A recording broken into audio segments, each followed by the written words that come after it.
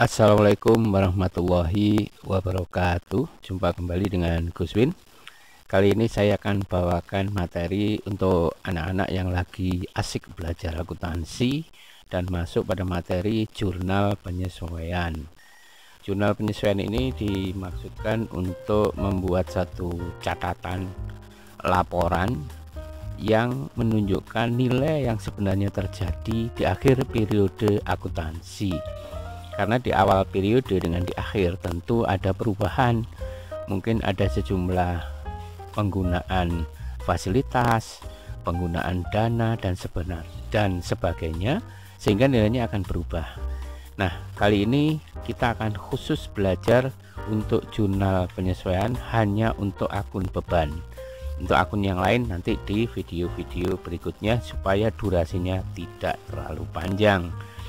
Bagi yang baru menemukan channel Gus Win, mohon bantuan untuk subscribe. Bagi yang sudah subscribe, jangan lupa untuk share dan like serta komentar. Baik, kita akan mulai dari beban. Untuk beban ada dua sebenarnya ya yang sering dibuat jurnal penyesuaian. Pertama adalah beban yang masih harus dibayar, yang kedua adalah beban dibayar di muka. Beban yang masih harus dibayar itu sebenarnya sifatnya sama halnya dengan utang, ya, masih harus dibayar berarti utang. Pada akhir periode, utang beban ini itu harus dicatat sebagai beban karena perusahaan akan menghitung laba atau rugi yang membuat laporan keuntungan perusahaan, jadi akan diakui sebagai beban. Namun sebenarnya masih utang, makanya perlu dibuatkan jurnal penyesuaian yang bunyinya semacam ini. Jadi debitnya beban gaji, utang gaji. Jadi sebenarnya kenyataannya belum dibayar, cuman kita catat aja. Nah, nanti di akhir periode akan dibuatkan jurnal pembalik gitu ya. Kemudian yang kedua adalah beban dibayar di muka. Beban dibayar di muka itu sifatnya kebalikan dari yang pertama tadi. Jadi sifatnya seperti piutang, jadi harta kita di orang lain. Nah, umumnya beban dibayar di muka ini ada untuk beban sewa, beban asuransi, itu selalu dibayar di muka. Mana ada asuransi dibayar belakang, nggak ada kan?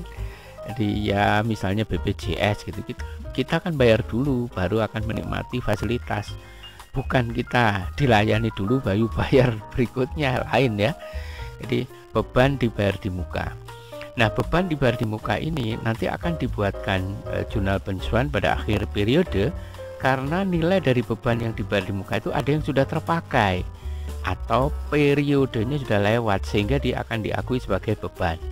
Jadi di akuntansi itu sesuatu yang sudah dipakai atau sudah periodenya lewat itu akan menjadi beban ya. Seperti di awal dulu waktu belajar persamaan dasar akuntansi kan kita udah bahas itu ya. Jadi seperti perlengkapan terpakai dan macam-macam itu kalau udah terpakai, peralatan terpakai itu pasti timbul beban. Nah, kita tidak menyinggung itu lagi ya, langsung fokus ke JUPE ini. JUPE ya, jurnal penyesuaian. Jadi saya ulangi, untuk beban dibayar di muka ya, itu akan dibuatkan jurnal semacam ini. Agar tidak berangan-angan dan berkhayal. Kita langsung saja contoh ya. Saya buat beberapa contoh berikut ini. Ini ada data transaksi sebagai berikut ya. Akun sewa dibayar di muka. Jadi sewa dibayar di muka itu kan sifatnya kayak piutang tadi ya. Pada neraca saldo tercatat pada posisi debit. Nah, kalau soal misalnya sudah menyebut posisi gini enak, kita terbantu.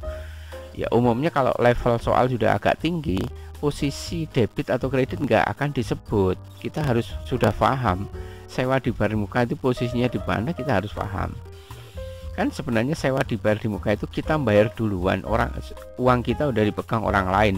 Sebenarnya itu kan harta ya, harta yang masih ada di orang lain, makanya seperti piutang, sehingga posisinya udah pasti debit lah, harta kan ya, harta itu posisinya adalah debit. Oke, nah kita lanjutkan sekarang. Nah, si ini sewa dibayar di muka ini dibayarnya pada Maret ya, pada Maret 2020. Nah, jurnal penyesuaian kan dibuatnya 31 Desember. Sehingga nilai dari sewa dibayar di muka ini ada yang sudah berubah menjadi beban. Berapa banyak? Nah, pembahasannya seperti ini. Sewa dibayar di muka akan menjadi beban sewa apabila periode pakainya telah terlewati. ya, karena dibayar pada awal Maret, maka periode waktu yang terlewati adalah ya dihitung. Kita akan hitung Maret sampai dengan Desember. Berapa bulan? 10 bulan. Silahkan dihitung kalau nggak percaya. Nah, nilainya kan 24 juta. Ini untuk 1 tahun. Berarti kan per bulannya 24 juta dibagi 12 atau sama dengan 2 juta ya, 2 juta per bulan. Karena sudah menjadi bulan 10 bulan ya, menjadi bebannya 10 bulan ya, 10 kali kan 2 juta, sehingga nilai beban sewa itu adalah 20 juta. Maka dibuatkan jurnal penyesuaian semacam ini. Sebenarnya ada trik ya anak-anak, begini caranya ya. Ketika kita akan membuat jurnal penyesuaian akun tertentu dan kita udah tahu posisinya, nah di sini kan posisinya debit ya, maka akun yang akan disesuaikan itu akan pindah ke kredit. Ya ingat ya, dia kan posisinya debit, lihat, akhirnya dia pindah ke kredit. Terus pasangannya apa? Karena dia punya muka, maka pasangannya kehilangan muka. Ya kehilangan muka jadi beban dong, ya kan? Seperti ini, gitu ya. Baik, kita akan lihat contoh yang lain. Nah, contoh yang lain di sini akunnya adalah akun beban sewa. Kalau tadi kan sewa dibayar di muka, ini sudah menjadi beban. Beban sewa pada neraca saldo tercatat 3.600.000 ya, 3.600.000. Nah, ini posisinya sudah disebut juga ya, debit ya. Kalau nggak ada posisi, kita sudah harus tahu beban itu tempatnya di mana ya. Harus hafal itu, tapi nggak perlu hafalan sih sebenarnya ya. Nanti ada trik sendiri untuk menghafal dia debit atau kredit posisi saldo normalnya ya. Tunggu aja video-video yang akan datang. Makanya jangan lupa untuk aktifkan lonceng supaya tidak ketinggalan video-video Guswin ya. Jadi saya ulangi, beban sewa di sini posisi debit 3.600.000 dan ini untuk 1 tahun, dibayarnya Mei. Seperti tadi, kita harus menghitung beban yang sesungguhnya adalah Mei sampai dengan Desember. Berapa bulan Mei sampai Desember? 8 bulan, ya kan? Baik, kita lihat pembahasannya. Mei sampai Desember adalah 8 bulan. Karena 1 tahun 3.600.000 berarti per bulannya kan 300.000. Kalau 8 bulan berapa? 2.400.000. Nah, sini yang jadi masalah begini. Kan nilai beban sesungguhnya 2.400.000.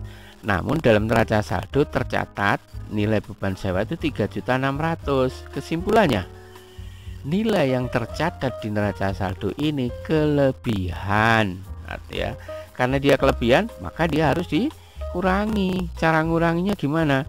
Karena dia debit, ya menguranginya di kredit. Makanya tadi sudah saya ingatkan bagaimana cara mengakali ya supaya ini cepat tahu ya dia debit atau kredit. Karena beban sewa itu debit, ketika dibuatkan jurnal penyesuaian dia harus dikredit. Karena dia nggak punya muka, maka pasangannya dikasih muka. Loh kan di sini ada muka kan, sewa dibayar di muka, beban sewa kok 1.200.000.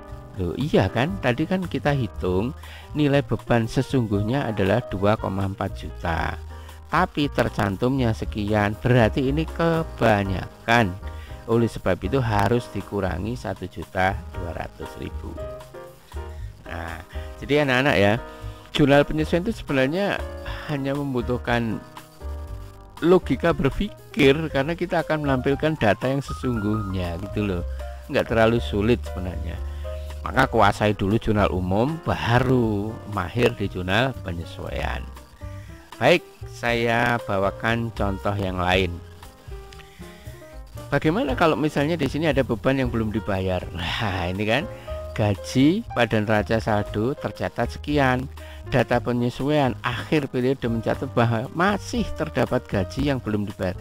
Kalau kata-kata soal begini, masih terdapat gaji, yang ini nggak usah direken, ini nggak usah perhitungkan, nggak usah dipikir, abaikan saja. Kita fokus pada data penyesuaian.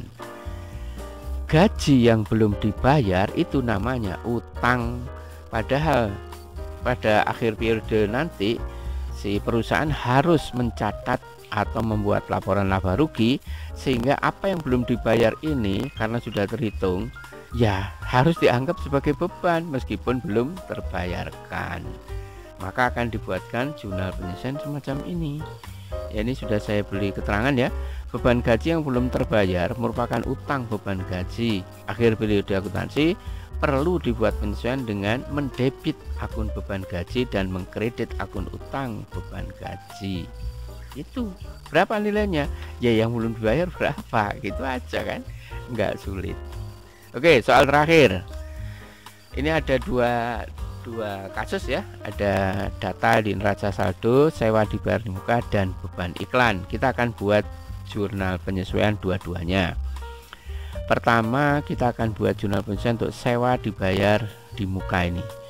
Nah, sewa itu dibayarnya 1 Agustus untuk 1 tahun. Berarti kalau ini untuk 1 tahun kita perbagi per bulan, maka per bulannya berapa ini? 10 juta ya. Pembahasannya begini. Nah, ini beban sewa dihitung Agustus sampai Desember, berarti 5 bulan. Beban sewa kan 1 tahunnya sekian, berarti per bulannya 10 juta. 5 bulan berapa? 50 juta.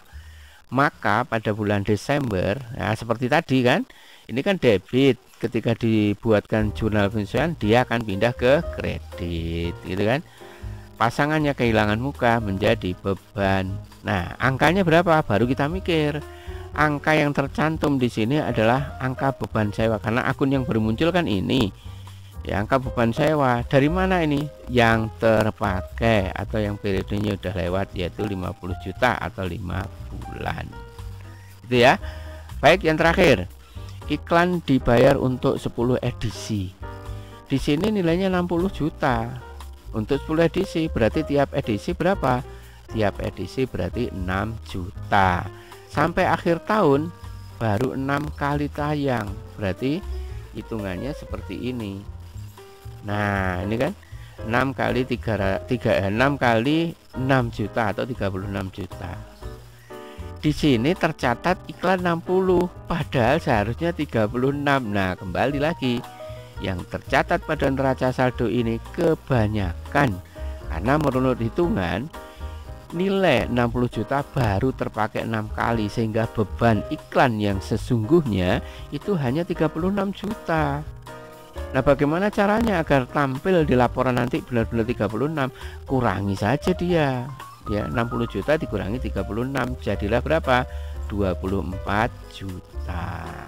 Bagaimana jurnal penyesuaiannya? Seperti tadi, karena beban iklan ini posisi debit, dia taruh di kredit. Debitnya iklan dibayar di muka. Boleh ditulis beban iklan dibayar di muka. Boleh seperti itu. Saya rasa itu ya, bagi yang masih bingung, tonton ulang saja videonya atau boleh tanya ke Guswin. Sekali lagi bantu untuk like dan share ya. Bagi yang belum subscribe, subscribe saja, karena kan subscribe cukup 1 kali seumur hidup ya. Kalau like-nya boleh berkali-kali, setiap video 1 kali, nggak mungkin beberapa kali. Sampai ketemu di lanjutan jurnal penyesuaian untuk akun yang berbeda.